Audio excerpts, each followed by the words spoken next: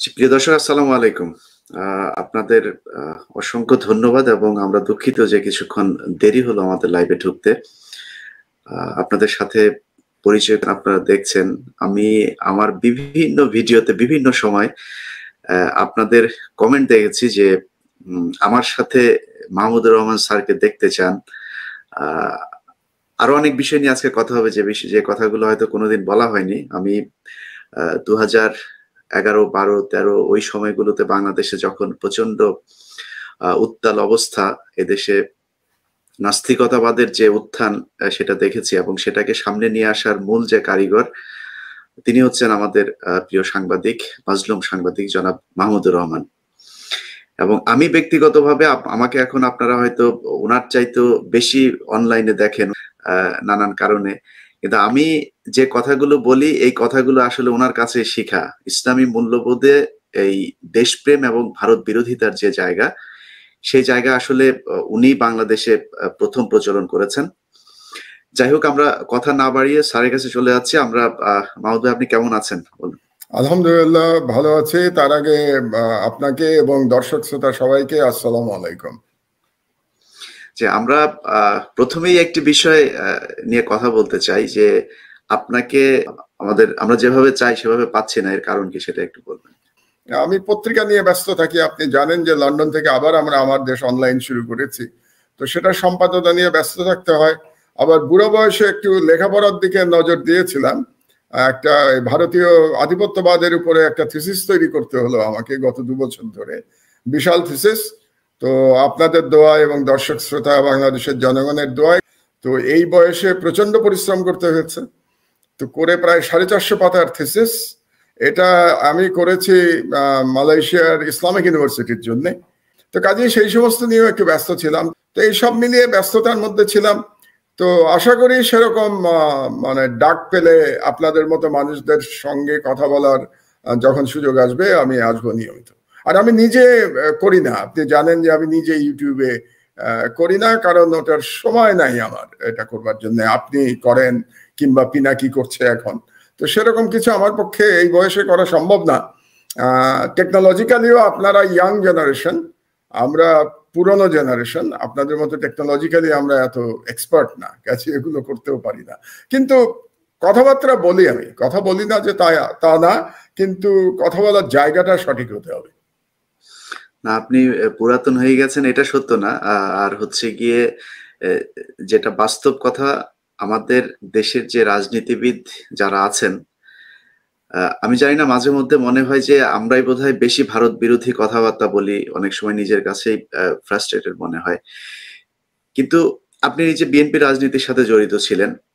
আপনার বিএনপির রাজনীতির সাথে জড়িত ছিলাম না, আমি বিএনপির সরকারে ছিলাম টেকনোক্রেট হিসাবে। আপনি জানেন, আপনি সাংবাদিক ইলিয়াস, অনেকদিন সাংবাদিকতা করেন।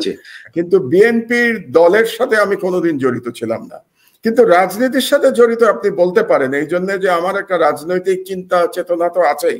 সেদিক দিয়ে বিএনপির সাথে আমার একটা রাজনৈতিক চিন্তা চেতনার হয়তো মিল থাকতে পারে, কিন্তু দল হিসেবে আমি ওই দলের কর্মী বা নেতা কিন্তু কোনোদিন ছিলাম না, আপনারা জানেন এটা। কিন্তু ওই দলের নেতা কর্মী অনেককেই আমি ব্যক্তিগতভাবে চিনি, অনেকের সাথেই আমার বন্ধুত্বপূর্ণ সম্পর্ক আছে। তো তারা তাদের মতো রাজনীতি করে, আমি আমার মতো রাজনীতি করি।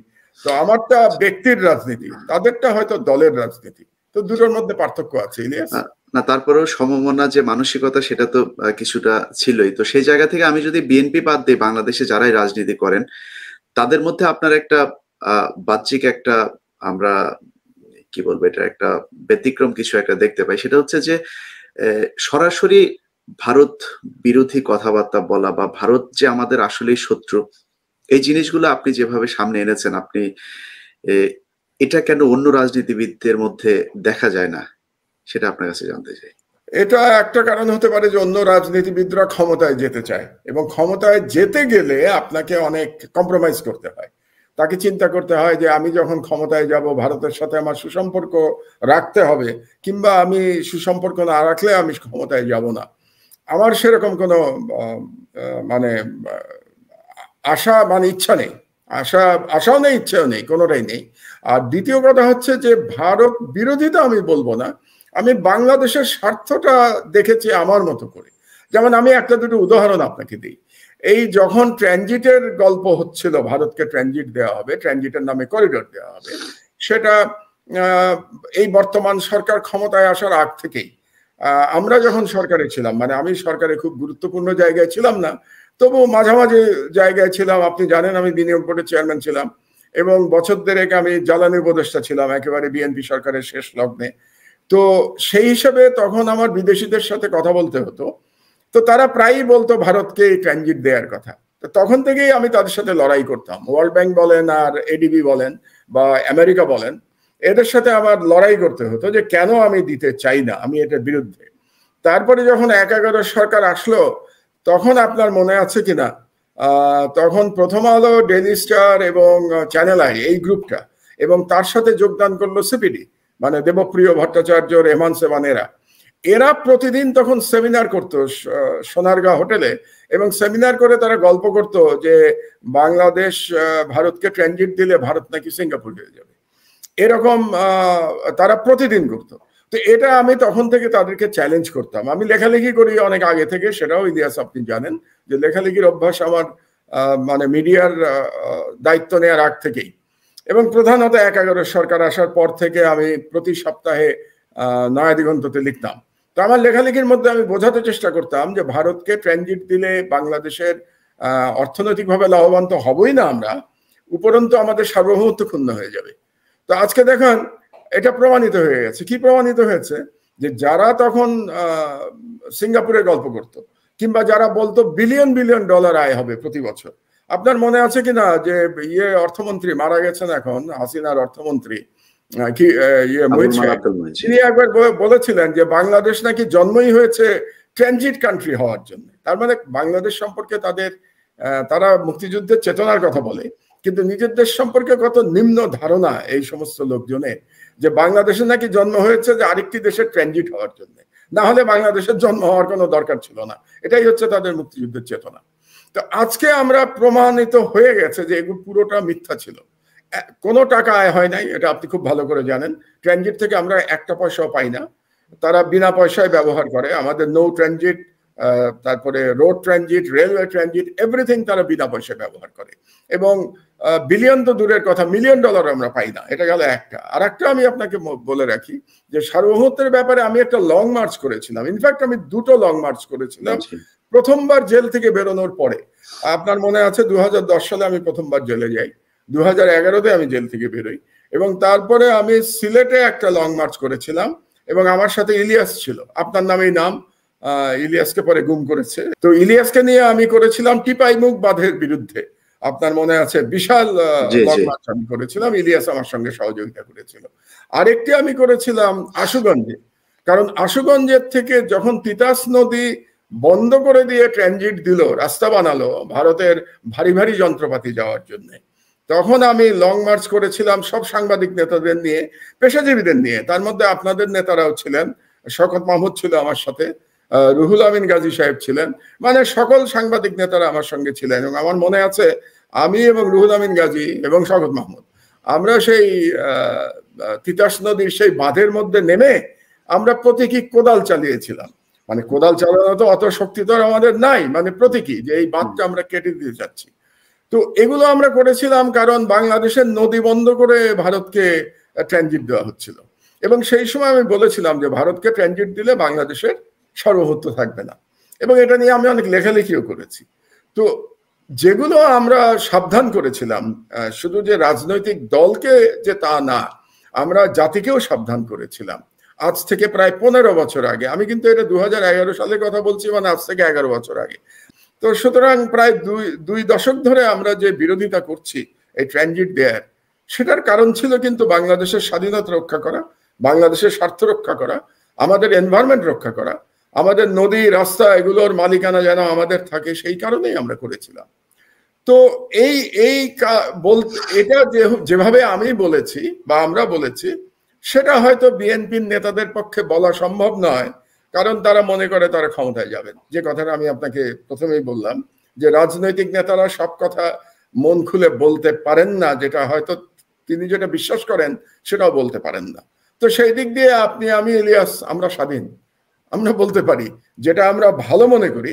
আমাদের অ্যানালিসিসে হয়তো ভুল থাকতে পারে, কারণ মানুষ তো সবকিছু সঠিক সবসময় বলে না। তো আমরা জেনেই বলার চেষ্টা করি। আপনিও সাংবাদিকতা জগতে আছেন, আপনি আমার থেকে বয়সে অনেক ছোট, আর আমি সাংবাদিকতায় অনেক পরে এসেছি। আমি প্রাইভেট সেক্টরে ছিলাম, আপনি জানেন, কর্পোরেট ব্যাকগ্রাউন্ড আমার। তো সেই ব্যাকগ্রাউন্ড থেকে আমি সাংবাদিকতা এসেছি, লেখালেখি করি, বইপত্র লিখেছি, আল্লাহ যতটুকু ক্ষমতা আমাকে দিয়েছেন সেই ক্ষমতা অনুযায়ী। এবং আমরা আমাদের মতো করে ব্যাখ্যা করার চেষ্টা করি, রাজনীতি অর্থনীতি সবই ব্যাখ্যা করার চেষ্টা করি। যেহেতু আমার কিছুটা ব্যাকগ্রাউন্ড আছে, অর্থনীতির ব্যাকগ্রাউন্ড আছে, ম্যানেজমেন্টের ব্যাকগ্রাউন্ড আছে, ইঞ্জিনিয়ারিং এর ব্যাকগ্রাউন্ড আছে, তো সেটা বেসিস করে আমরা ব্যাখ্যা করি। এবং ব্যাখ্যা করি আমরা রাষ্ট্রের স্বার্থ চিন্তা করি, আমরা ব্যক্তি স্বার্থ কিংবা দলীয় স্বার্থ চিন্তা করে আমরা ব্যাখ্যা করি না। তো সেই অবস্থায় কিন্তু আমরা এখনো আছি। ইলিয়াস, আপনিও আছেন, দোয়া করি যাতে আপনার এই আদর্শ বজায় থাকে। এবং আমার তো বয়স হয়ে গেছে। কি আসলে শেখ হাসিনা থেকে শুরু হয়েছে নাকি শেখ মুজিবুর রহমান থেকে শুরু হয়েছে ভারতের সাথে আমাদের যে অবস্থাটা? আমি সংবিধানের এক জায়গায় আমি পড়ছিলাম যে 145-এর ক, সেখানে একটি কথা বলা হয়েছে, আমি কোট আনকোট পড়ছি, যে বিদেশের সহিত সব চুক্তি রাষ্ট্রপতির নিকট পেশ করা হইবে এবং তিনি সেটা সংসদে পেশ করিবেন, তবে শর্ত থাকে যে নিরাপত্তার স্বার্থে সংশ্লিষ্ট কোনো চুক্তি কেবলমাত্র সংসদের গোপন বৈঠকে পেশ করা হবে। এই আইনটা শেখ মুজিব সাহেব তিনার 72-এর যে সংবিধান সেখানে তিনি যুক্ত করে গেছেন। মানে একটা সংবিধানের মধ্যে এই ধরনের কোন পৃথিবীর কোন সংবিধানে কি এই ধরনের মানে অনুচ্ছেদের কোনো অস্তিত্ব আছে কিনা যে কোনো আইন কোনো পার্লামেন্টারি গভর্নমেন্ট তারা চাইলে গোপনে সেটা আবার বাস্তবায়ন করতে পারে? এটা কেন করা হয়েছে? এটা করা হয়েছিল ভারতের কাছে বাংলাদেশকে দিয়ে দেওয়ার জন্যই। আপনাকে একটা কথা বলি, এই যে একটু আগে বলছিলাম না যে এই বয়সে আমি একটা রিসার্চ করলাম, একটা থিসিস তৈরি করলাম। সেই থিসিসে আমি দেখলাম যে এই দক্ষিণ এশিয়ায় ভারত দুটো দেশের উপরে সম্পূর্ণ আধিপত্য বিস্তার করতে সক্ষম হয়েছে। একটি হলো ভুটান। ভুটানের উপরে যে ভারতীয় আধিপত্য, সেটা একটা চুক্তির মাধ্যমে 1949 সালে এই চুক্তিটা হয়েছিল, ভারত ভুটান চুক্তি। এবং আপনি জানেন বোধহয় যে ভুটান ভারতের নির্দেশ ছাড়া অন্য কোনো রাষ্ট্রের সাথে কোনো দ্বিপাক্ষিক সম্পর্ক স্থাপন করতে পারে না, দিল্লি থেকে তার পারমিশন লাগে। এবং আর একটা মজার কথা আমি বলে রাখি, আমার ধারণা অনেকেই এটা জানেন না, যে ভুটান কিন্তু আজ পর্যন্ত যে ইউনাইটেড নেশনসের যে 5টা পার্মানেন্ট সদস্য, আমেরিকা, ফ্রান্স, ইংল্যান্ড, চায়না এবং রাশিয়া, এই 5টার কারোর সাথে কিন্তু ভুটানের কূটনৈতিক সম্পর্ক নাই। এটা একটা আশ্চর্য ব্যাপার। পৃথিবীতে একমাত্র রাষ্ট্র হচ্ছে ভুটান যে ইউএন এর প্রতিনিধি, ইউএন এর মেম্বার স্টেট, কিন্তু তার এই 5টার সাথে তার কোনো কূটনৈতিক সম্পর্ক নাই। কারণ কি? কারণ ভারত এটা অ্যালাউ করে নাই।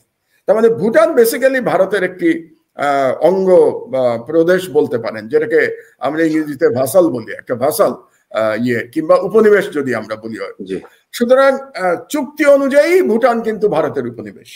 আর বাংলাদেশের ক্ষেত্রে হচ্ছে যে এটা চুক্তির বাইরে ভারতের উপনিবেশ। আমি কি বোঝাতে পারলাম? মানে বাংলাদেশের সাথে এ ধরনের কোনো ডাইরেক্ট চুক্তি নাই, কিন্তু কার্যত বাংলাদেশ ভারতের উপনিবেশ। কিন্তু চুক্তি যে নাই সেটা কি আমরা কিভাবে কনফার্ম হবো? কারণ হচ্ছে যে আপনি জানেন, আপনি যে কথাটি বলছিলেন, শেখ হাসিনা যখন বিভিন্ন দেশে যান, তিনি তার সাথে কিছু সুনির্দিষ্ট কয়েকজন সাংবাদিক আছে, এবং দেশের ভেতরেও তিনি যখন সংবাদ সম্মেলনগুলো করেন সেখানেও কিন্তু তিনি সব সাংবাদিককে যেতে দেন না। তো সেই ক্ষেত্রে সেখানে গিয়ে তিনি কি কি চুক্তি করছেন সেই জিনিসগুলো তো আমাদের দেশের সাংবাদিকরা আমাদের সামনে আনবেন না। আপনার কি মনে আছে যে বাংলাদেশ ব্যাংক থেকে টাকা চুরি হয়েছে এবং বাংলাদেশ ব্যাংক থেকে সোনা চুরি হয়েছে? এ দুটো তো নিশ্চয়ই আপনার স্মরণে আছে। এখন আমার প্রশ্ন হলো যে কি পরিমাণ টাকা চুরি হয়েছে? একটা হিসাব আমরা জানি, কত 500 না 600 মিলিয়ন ডলার, এরকম একটা হিসাব তারা বলেছে। তো যদি ইন্ডিপেন্ডেন্ট অডিট না হয়, আমি জানবো কি করে যে আসলে কত পরিমাণ টাকা চুরি হয়েছে বাংলাদেশ থেকে? 2 নম্বর, যে গোল্ড চুরি হয়েছে, কি অ্যামাউন্ট গোল্ড চুরি হয়েছে আপনি জানেন? আমি জানি কি অ্যামাউন্ট গোল্ড চুরি হয়েছে, তো আমি অডিট না করলে কিভাবে জানবো? যে সোনার বারগুলো রাখা হয়, যে গোল্ড বার, সেই গোল্ড বারগুলো কি সোনার রাখা হয়েছে নাকি সেগুলো তামার রাখা হয়েছে, সেটা আমরা কিভাবে জানবো? তো সেগুলো জানতে হলে তো আপনাকে প্রপার অডিট করতে হবে, এবং প্রপার অডিট করতে হলে একটা জনগণের সরকার তো লাগবে, সেখানে দায়বদ্ধ সরকার একটা লাগবে। তো সেটা না হওয়া পর্যন্ত আপনি অর্থনীতির আসল অবস্থা বুঝতে পারবেন না।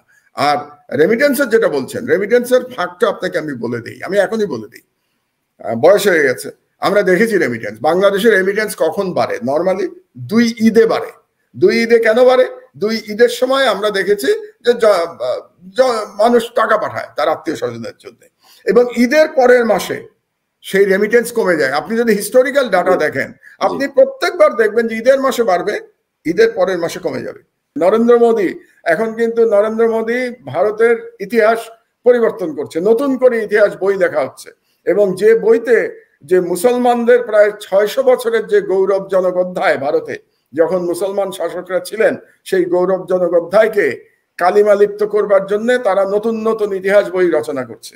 একইভাবে বাংলাদেশে কিন্তু শেখ মুজিবুর রহমানকে দেবতা দেখানোর জন্য, দেবতা করবার জন্য নতুন নতুন ইতিহাস রচনা বাংলাদেশে হচ্ছে।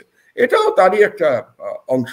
কাজে এটাকে আমার মনে হয় সেভাবেই দেখা উচিত আমাদের, যে ইটস এ প্রোপাগান্ডা সিনেমা, এবং এইসব প্রোপাগান্ডা সিনেমাতে যাই বলা হচ্ছে তার সাথে সত্যের কোনো সম্পর্ক নাই। মোহাম্মদ ভাই, আমি আপনার কাছে একটু পেছনে ফিরে যেতে চাই, যে যখন 2012 সালের ওই সময়টাতে আমাদের কথিত গণজাগরণ মঞ্চ ছিল, তখন আপনি সাংবাদিকতায় ছিলেন এবং দীর্ঘদিন, আমি বলবো গৃহবন্দী না অফিস বন্দী ছিলেন দীর্ঘদিন। আপনার অফিস থেকে বের হতে দেওয়া হয়নি, তারপরে লম্বা সময় আপনি জেল খেটেছেন। তো ওই সময়টাতে আমি আমার ব্যক্তিগত কথা যদি বলি, আমার মধ্যে এখন যে ইসলামী মূল্যবোধ, ভারতের বিরোধিতা কিংবা এই বিষয়গুলো মাথায় আসা, এগুলো সেই ওই সময়টা থেকে এসেছে। যে বাংলাদেশে এত পরিমাণে নাস্তিক বলে যে কোনো মানুষ আছে সেটাই জানতাম না, ওই সময়ে আপনাদের মাধ্যমে এই জিনিসগুলো মানুষ জেনেছে। তো আপনার কি মনে হয় জামাত ইসলামের বিচার থেকে শুরু করে, এবং বলতে আমি যেটা সত্য মনে, যেটা আমি চিন্তা করি, আমি সেটা বলে দিই সবসময়, যে জামাত ইসলামের প্রতি আমার যথেষ্ট দুর্বলতা তৈরি হয়েছে ওই সময়টাতে, যে ভারত যাদেরকে শত্রু মনে করে, ভারত যাদেরকে ধ্বংস করতে চায়, তার মানে তাদের মধ্যে দেশপ্রেমের কিছু একটা আছে। আপনার কি মনে হয় যে ওই সময়ে যা যা ঘটেছিল সেই ঘটনাগুলোর কি পেছনে থেকে ভারত কোনোভাবে কলকাঠি নেড়েছে কিনা? এই পেছন থেকে না তো, এই পুরো ঘটনাই ভারতের তৈরি। সেই সময় যে গণজাগরণের নামে যেটা করা হয়েছে, সেটাতে যারা ইনভলভ ছিল তারা প্রত্যেকেই, আমি নাস্তিকও বলবো না, ইসলাম বিদ্বেষী। নাস্তিক হলেও আমার আপত্তি নাই ব্যক্তিগতভাবে, কারণ নাস্তিক মানে কি? নাস্তিক মানে যে কোনো ধর্ম মানে না, তার বিচার করবার দায়িত্ব মহান আল্লাহ তাআলার। আল্লাহ বিচার করবেন, কারণ নাস্তিক মানে সে আল্লাহর অস্তিত্বকে অস্বীকার করছে। তো তার সাজা দেওয়ার ক্ষমতা এবং অধিকার সবই মহান আল্লাহ তাআলার, সেখানে আমার বলার কিছু নাই। এরা কিন্তু নাস্তিক না, এরা ইসলাম বিদ্বেষী। আপনি দেখবেন বাংলাদেশের যে নাস্তিক গ্রুপ বলে আমরা যাদেরকে চিনি, তারা সর্বক্ষণ ইসলামের বিরুদ্ধে কথা বলছে, তারা অন্য কোনো ধর্মের বিরুদ্ধে কথা বলছে না। এবং তাদেরকে আপনি দেখবেন যখন পূজা হয়, দুর্গা পূজা হয়, এদের প্রত্যেককে দেখবেন এই দুর্গা পূজায় সোৎসাহে অংশ নিতে। তো আপনি যদি নাস্তিক হন, তাহলে আপনি তো কোনো ধর্মীয় অনুষ্ঠানে যাবেন না, তাহলে আপনি পূজাতে যান কেন? আপনি পূজাতে যে এত আনন্দ ফুর্তি কেন করেন? তার মানে তারা নাস্তিক না, ইসলাম বিদ্বেষী। এবং এই পুরো গণজাগরণের ব্যাপারটা তৈরি করেছিল ভারতীয় দূতাবাস।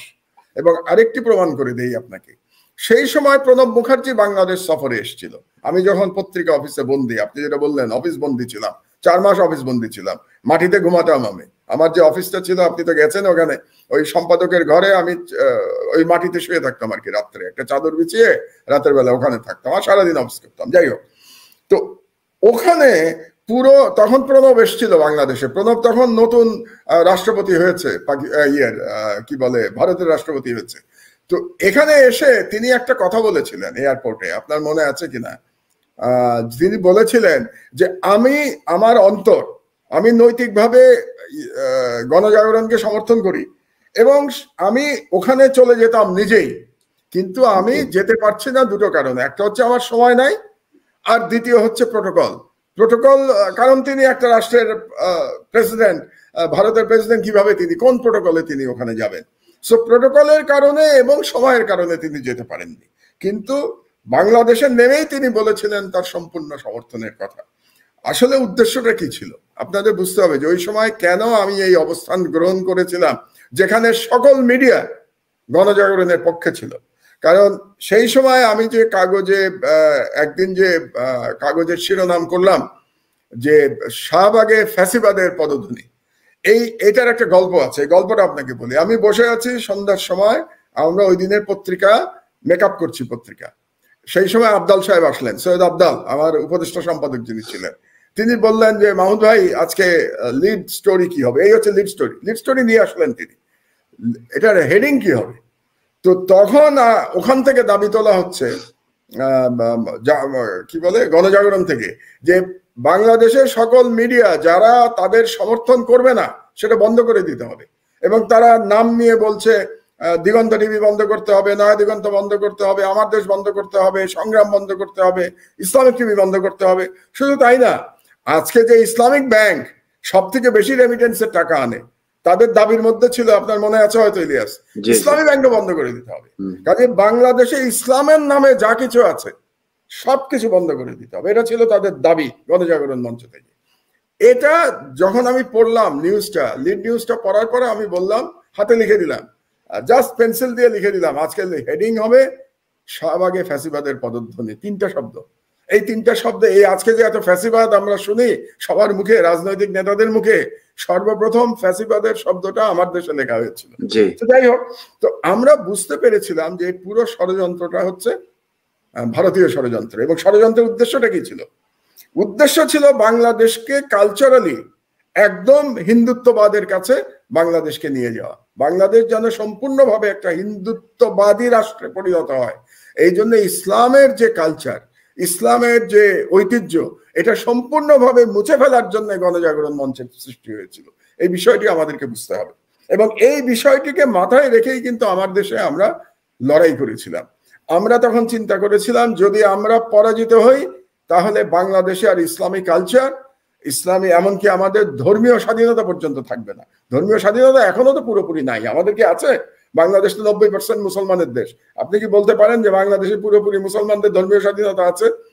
বাংলাদেশে কোনো, আপনি জানেন নিশ্চয়ই ইলিয়া, যে বাংলাদেশে কোনো ইয়াং ছেলে, সে যদি প্রতিদিন সকালবেলা ফজরের নামাজ মসজিদে গিয়ে পড়ে, আপনি কি জানেন পরের দিন থেকে তার পিছনে গোয়েন্দা লেগে যায়, গোয়েন্দা লেগে যায় তার পিছনে, যে ইয়াং ছেলে কেন প্রত্যেকদিন সকালে মসজিদে গিয়ে নামাজ পড়ছে।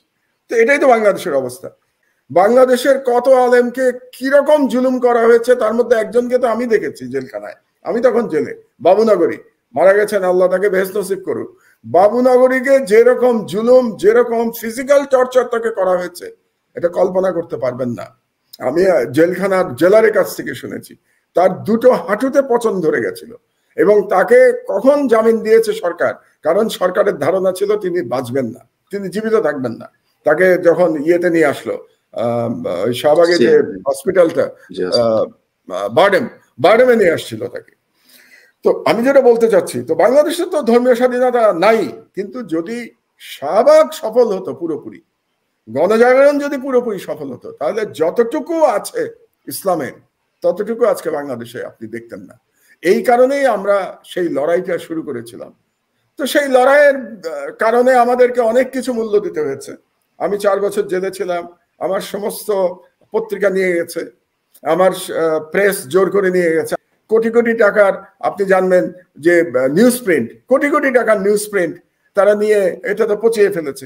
কাজে অর্থনৈতিকভাবে সব দিক দিয়ে আমাদেরকে প্রচুর মূল্য দিতে হয়েছে। আমার মধ্যে কোনো দুঃখ নাই, এবং আমি মনে করেছি যে আমি বাংলাদেশের জনগণের জন্য, এবং আমি যে ধর্মে বিশ্বাস করি সেই ইমানের জন্য আমি লড়াই করেছি, এবং আমার লড়াই সঠিক লড়াই ছিল। এটা প্রমাণ করে এই জন্যে যে একটি মাত্র পত্রিকা তখন গণজাগরণের বিরুদ্ধে অবস্থান নিয়েছে, যখন বাংলাদেশের সকল মিডিয়া তাদের পক্ষে। তারপরেও কিন্তু আমার দেশকে তারা সহ্য করতে পারে নাই, কারণ আমার দেশের কাছে তারা পরাজিত হয়েছিল। তো সেই দিক দিয়ে আমি মনে করি যে আমরা কিছুদিনের জন্য হলেও আটকাতে পেরেছিলাম, এই ভারতীয় আগ্রাসনকে আমরা আটকাতে পেরেছিলাম। জি মোহাম্মদ ভাই, এই প্রসঙ্গে আমি দর্শকদের উদ্দেশ্যে একটা আমার নিজের জীবনের একটা বাস্তব অভিজ্ঞতা বলতে চাই, যে যখন গণজাগরণ মঞ্চ শুরু হয় ঠিক দ্বিতীয় দিন, মানে দ্বিতীয় না তৃতীয় দিন, মানে 2 দিন পরের দিন, আপনি জানেন যে সেখানে কিছু ওই চারুকলার, বিশেষ করে কিছু যারা ইয়াবা খায়, মাদক সেবী যেসব ছেলেপেলে আছে, ওরা এসে রাতে মাতলামি করতো, ঢোল টোল নিয়ে বাদ্য বাজনা করতো। ওই এতে আপনার বিভিন্ন বলতো আর কি, যে কতে এই ক্ষতে ওই, এরকম গান টান বলতো।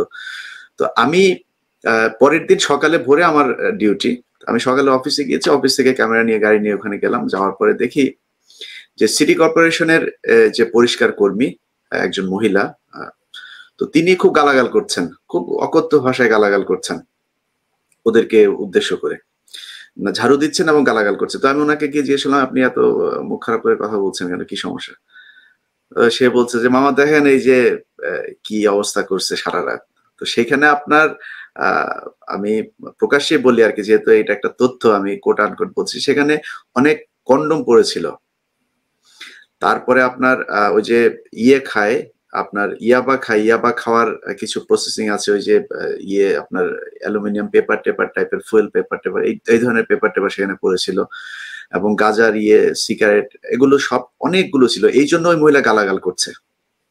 তো ওই দিনে আমি আমার 9টা নিউজে লাইভে ঢুকেছি। লাইভে ঢোকার পরে আমার সম্পাদক যিনি ছিলেন, আমি নাম বললাম না এখন, তো ওনার ছিল হচ্ছে গিয়ে যে গণজাগরণ মঞ্চে সবসময় অনেক মানুষ হয়েছে এটা দেখাতে হবে, লক্ষ লক্ষ মানুষ এটা দেখাতে হবে, ক্যামেরার শটগুলো এমন ভাবে নিতে হবে যাতে এটার বর্ডারটা যাতে বোঝা না যায়।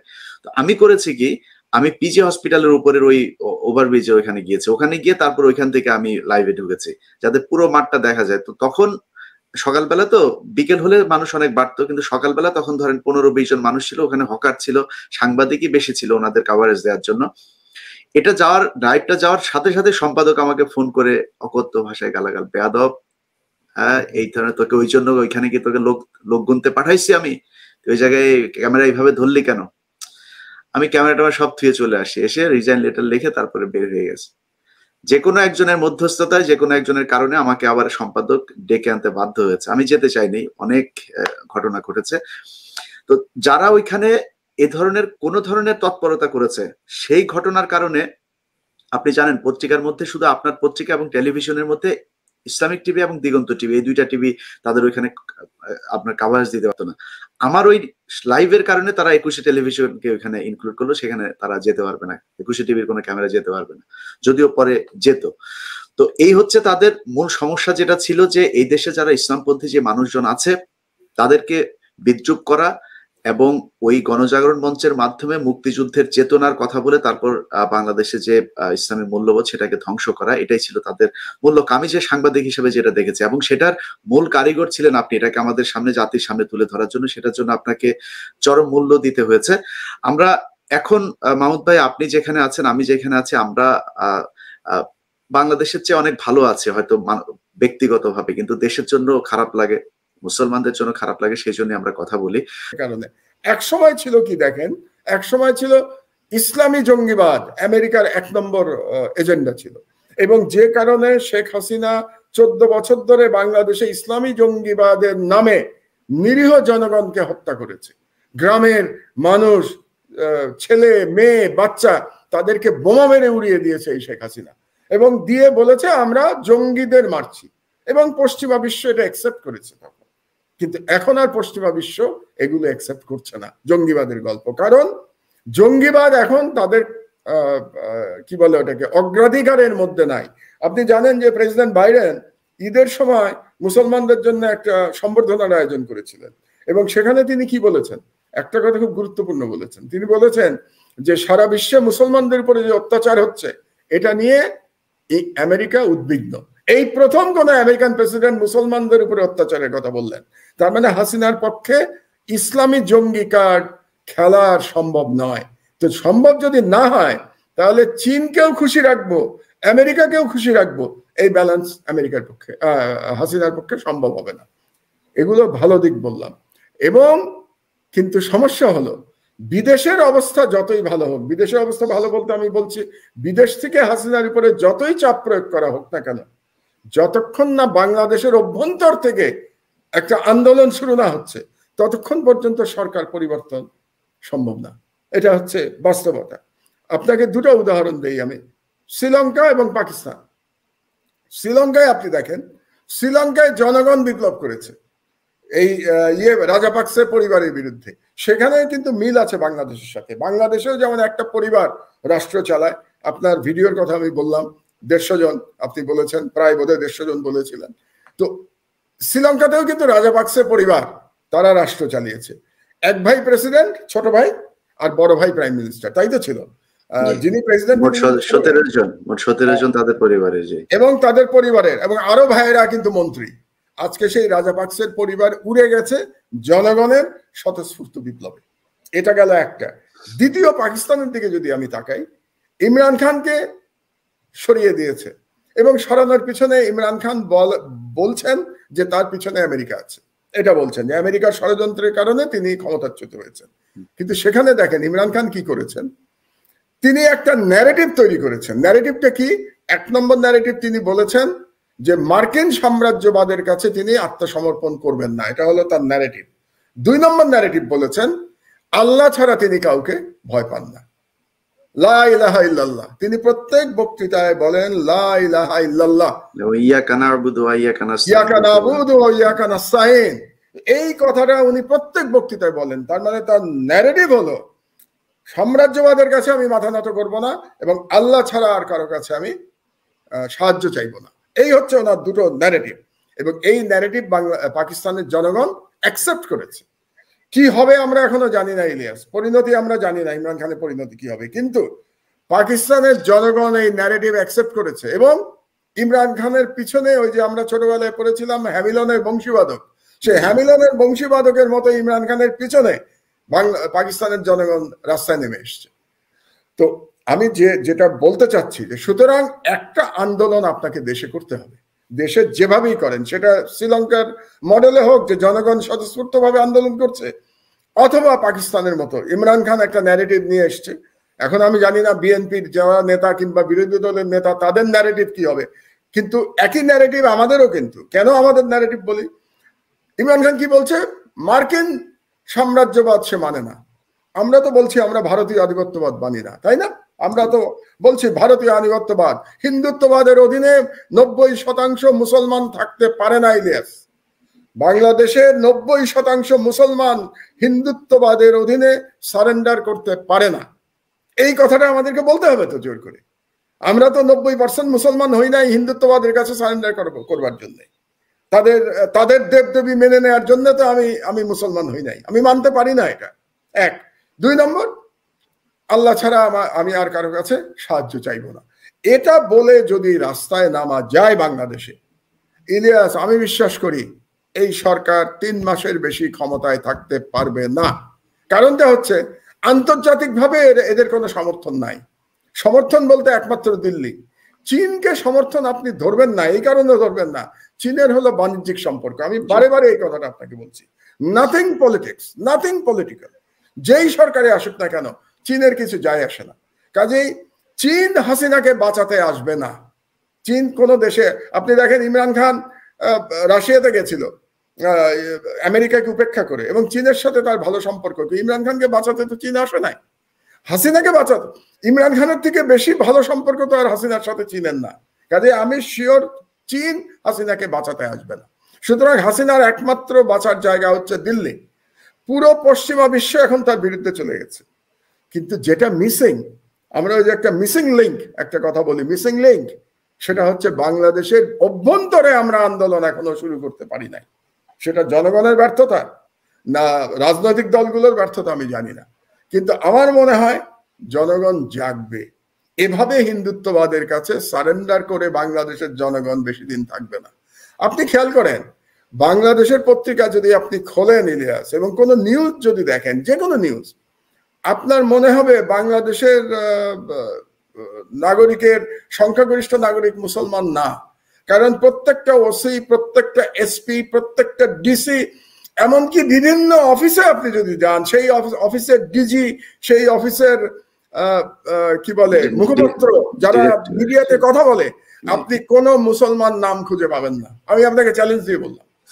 আমি আমার একটা প্রশ্ন আপনার কাছে আছে, খুব গুরুত্বপূর্ণ একটা জায়গায় এসেছেন আপনি। সেটা হচ্ছে যে বাংলাদেশের যেসব গোয়েন্দা সংস্থা ছিল, কিংবা আমি ইভেন SBCID, সেখানেও হিন্দুদেরকে আগে আপনার পদস্থ কোনো পদে বা তাদেরকে কোনো সদস্য সেখানে ইনক্লুড করা হতো না।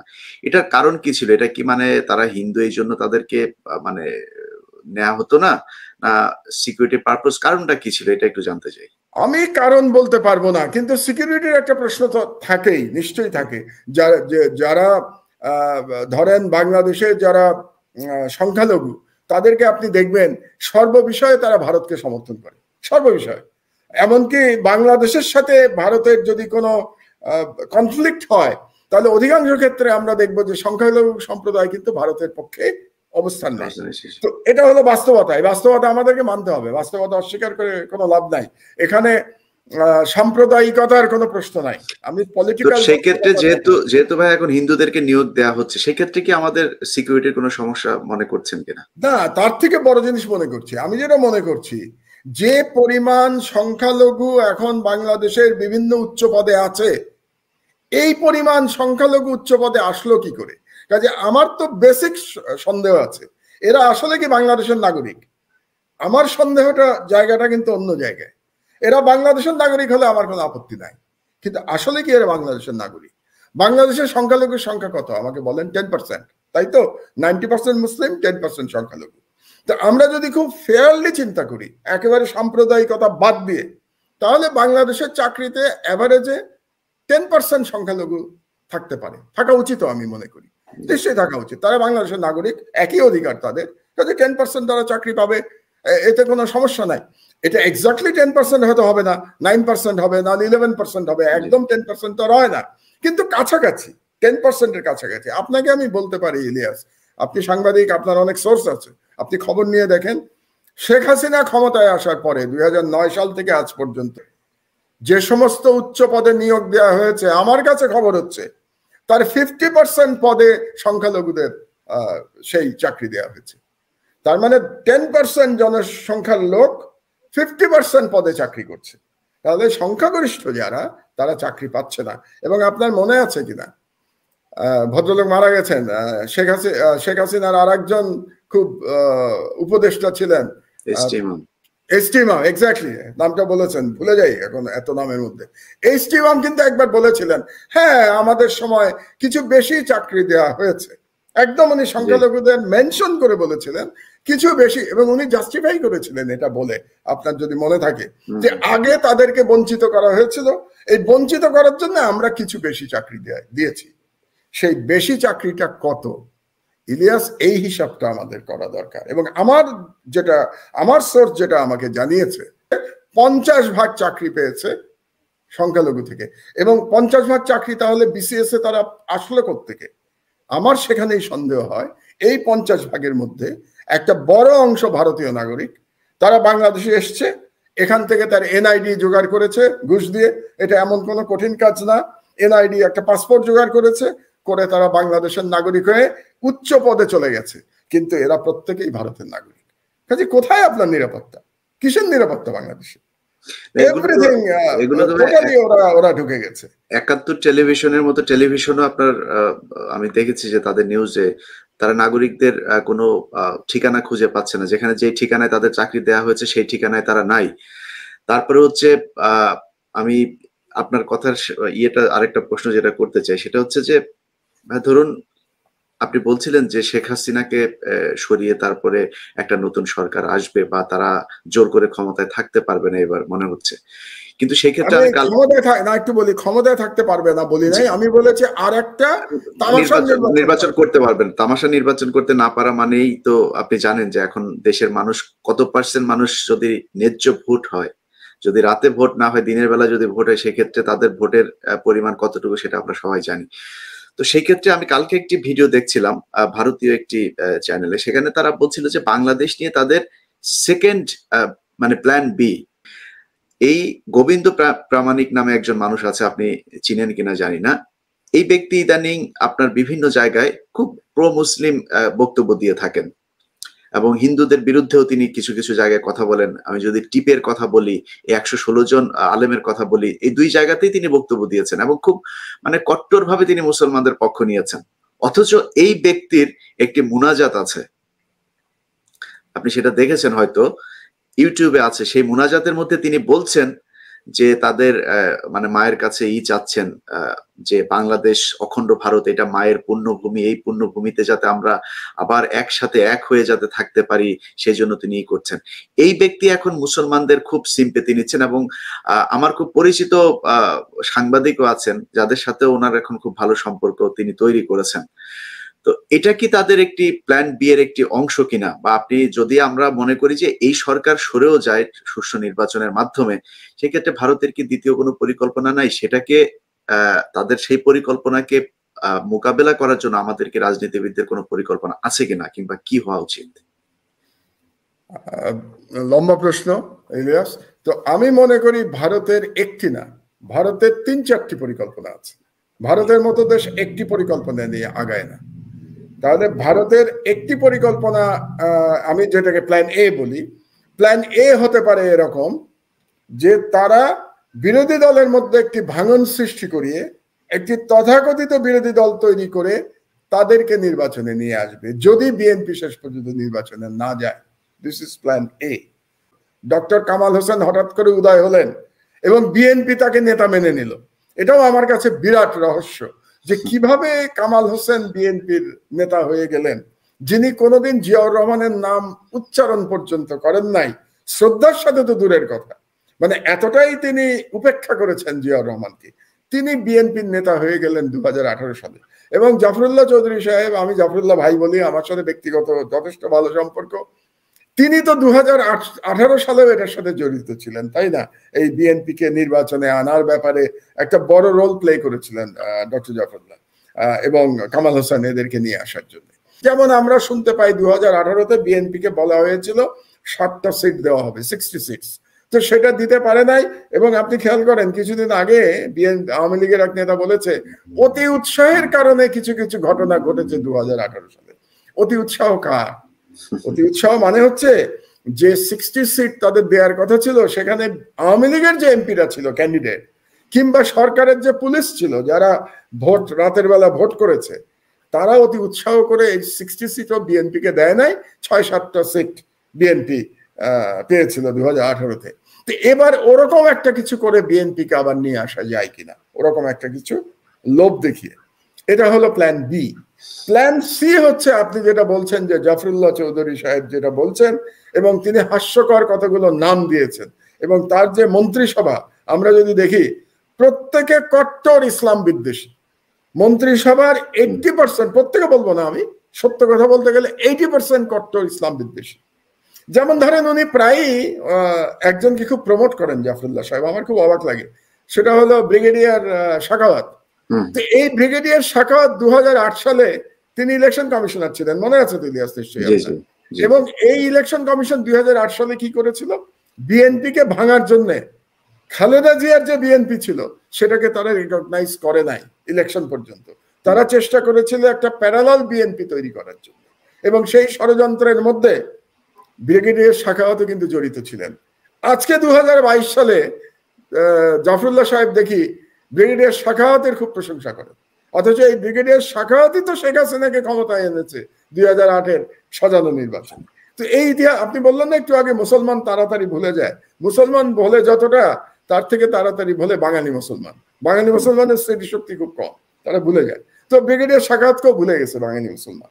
তো প্ল্যান সি হচ্ছে জাফরুল্লাহ সাহেব যে ধরনের একটা সরকার বলছেন, এই নাম না, তবে এই ধরনের একটি anti Islamic, pro India and pro America এরকম একটা সরকার যদি করা যায়, তাহলে সেটা একটা হতে পারে প্ল্যান সি। কিন্তু প্ল্যান ডিতে আমি আসি, যেটা আপনি প্রথমে বলেছেন, এটাকে আমি প্ল্যান ডি বলছি আর কি। সেখানে হচ্ছে যে শেখ হাসিনা যেহেতু খুব অজনপ্রিয় হয়ে গেছেন, 90% মুসলমানের তো কোনো স্বাধীনতা নাই, মুসলমানের তাদের ধর্মকর্ম করারও স্বাধীনতা নাই স্বাধীনভাবে। হ্যাঁ, আপনি বলতে পারেন মসজিদ তো আছে, আজান হচ্ছে, মসজিদ থাকা, আজান হওয়া আর ধর্মীয় স্বাধীনতা থাকলে আজকে আলেমদের বিরুদ্ধে এইভাবে ক্যাম্পেইন হতো না। এই ক্যাম্পেইনটা কেন হয়েছে এটা বুঝতে পারছেন? মসজিদের ভেতরে তো ভাই নামাজ পড়তে পারছেন। আপনি সাতক্ষীরাতে দেখেছেন যে নামাজ পড়া অবস্থায় মাগরিবের সময়, আপনি ওটা দেখেছেন কিনা জানি না, নামাজের সময় মাগরিবের মুসল্লিদের উপর আপনার টপকে গিয়ে তারপর ইমামকে সে তুলে আনতে গিয়েছে এবং তাকে শেল্টার দেওয়ার জন্য সাথে সাথেই পাশে পুলিশ ছিল, পুলিশ এসে তাকে নিয়ে গেছে গ্রেপ্তার করে। তো এগুলো তো সবই পরিকল্পিত। সেই আমি সেটাই বলছি, তো জনগণের তো ধর্মীয় স্বাধীনতাও নাই। ধর্মীয় স্বাধীনতা বলতে আমরা নর্মালি কি হয় অন্য দেশে, আমরা মাইনরিটিদের ধর্মীয় স্বাধীনতার কথা বলি। নর্মালি দেখা যায় যে মাইনরিটিদের ধর্মীয় স্বাধীনতা থাকে না। বাংলাদেশ একটি অদ্ভুত রাষ্ট্র যেখানে মেজরিটি পপুলেশনের ধর্মীয় স্বাধীনতা নাই। আপনি মসজিদে আলেমরা কি যেতে পারছেন, তারা কথা বলতে পারছেন, এবং এই আলেমদের ইস্যু কেন আনা হয়েছে বুঝতে পারছেন? এটা আর একটা জঙ্গি কার্ড। হাসিনা চেষ্টা করছে যে জঙ্গি কার্ড তো এখন আর আমেরিকানরা অ্যাকসেপ্ট করছে না, কিন্তু সে আর একটা কার্ড খেলতে চাচ্ছে যে আমাকে তোমরা ক্ষমতায় রাখো, বাংলাদেশে ইসলামী রাজনীতিকে আমি নিয়ন্ত্রণ করতে পারবো, অন্য কেউ নিয়ন্ত্রণ করতে পারবে না।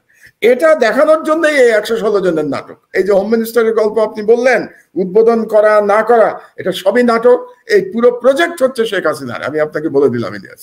এবং উদ্দেশ্য হচ্ছে আমেরিকাকে কনভিন্স করা, আর কোনো কারণ না। এটা আমেরিকাকে কনভিন্স করা যে মুসলমানদের শায়েস্তা করতে আমার চেয়ে ভালো আর কেউ পারবে না, কাজেই তোমরা আমাকে ক্ষমতায় রাখো।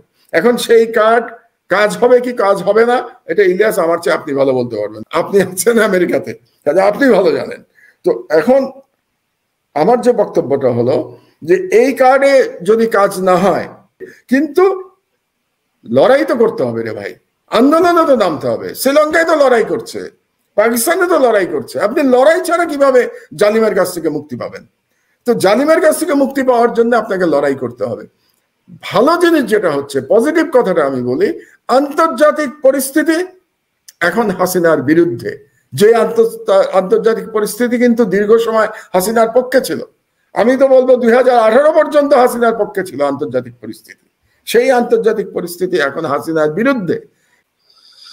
ঠিক আছে মাহমুদ ভাই, আপনার কাছে আমার একেবারে শেষ প্রশ্ন যে আমরা আবার মাহমুদুর রহমানকে কবে আমার দেশ পত্রিকায় বাংলাদেশে দেখবো? আপনার কি মনে হয়? এটা তো নিশ্চয়ই আপনি একটা স্বপ্ন দেখছেন বা আপনার মধ্যে একটা প্রত্যাশা আছে। আমার প্রত্যাশা যতটা না আমার দেশের জন্য বা আমার জন্য, আমার প্রত্যাশা বাংলাদেশের মুক্তির জন্য, বাংলাদেশের জনগণের মুক্তির জন্য, ভারতীয় আধিপত্যবাদের কাছ থেকে মুক্তির জন্য, জনগণের অধিকার ফিরিয়ে আনার জন্য। আমি আপনার কথা এই জন্যই বললাম যে আপনি সাংবাদিকতায় ফিরে যাওয়া মানে বাংলাদেশ ভারত মুক্ত হয়েছে। এদেশে যারা ইসলাম বিদ্বেষী, যারা আপনি খুব মানে ঠিকই বলেছেন যে দেশে নাস্তিকরা আসলে নাস্তিক না, তারা ইসলাম বিদ্বেষী। যেমন তসলিমা নাসরিনের মতো একজন মানুষ, সে ভারতে গিয়ে আছে, কোনোদিন সে হিন্দুদের গরুর মূত্র খাওয়া নিয়ে কোনো সমালোচনা করে না, কিন্তু আমরা কুরবানি দিলে সেটা নিয়েও তিনি সমালোচনা। আপনি আমার দেশ পত্রিকাতে যাওয়া মানে আমাদের অনেকগুলো প্যারামিটার একসাথে মুভ করবে, তো সেই কারণে আমি বললাম।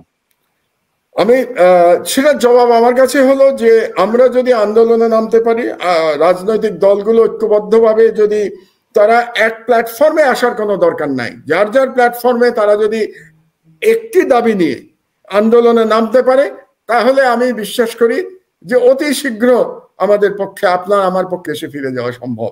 সেটা আমি বারে বারে বলেছি যে সেরকম আন্দোলন যদি শুরু হয় তাহলে 3 মাসের বেশি এই সরকার ক্ষমতায় থাকতে পারবে না। তো তা যদি হয়, আমি তো আশা করি বছর শেষ হওয়ার আগেই এই সরকারের পট পরিবর্তন হবে। আমি তো সেই প্রত্যাশা করি, সেই স্বপ্ন দেখি আমি ইলিয়াস। ইনশাল্লাহ আমরাও সেই প্রত্যাশা করছি। প্রিয় দর্শক, আপনারা মাহমুদুর রহমানের বক্তব্য শুনছিলেন। আমরা যখন কিছুদিন আগেও পাকিস্তান এবং ভারত এবং চীনকে নিয়ে কথা বলছিলাম, তখনও আমি আপনার একটা বক্তব্য শুনেছিলাম। আপনি বলছিলেন যে আসলে এই যে ভারত বাংলাদেশ চীনমুখী হয়ে যাচ্ছে, হাসিনা চীনের ইয়েতে চলে যাচ্ছে, ভারতে নাই, এই ধরনের কথাগুলো আপনি মানতে রাজি হননি। আমি নিজেও মনে করেছিলাম হয়তো যে দুই দেশকে একসাথে সে ম্যানেজ করতে পারবে না, কিন্তু সে খুব সুন্দরভাবে ম্যানেজ করেছে। আজকে যেহেতু আপনি বললেন যে খুব সহসায় আমরা দেশে ফিরবো, আমিও সেই স্বপ্ন দেখছি। ইনশাল্লাহ দেশে গিয়ে মাহমুদুর রহমান ভাইকে দেখতে পারবো এবং আমাদের বাংলাদেশের মানুষ যে বন্দি দশায় আছে সেই দশা থেকে তারা মুক্ত হবে বলে আমরা আল্লাহর কাছে প্রার্থনা করি। আল্লাহ হাফেজ সবাইকে। আল্লাহ হাফেজ।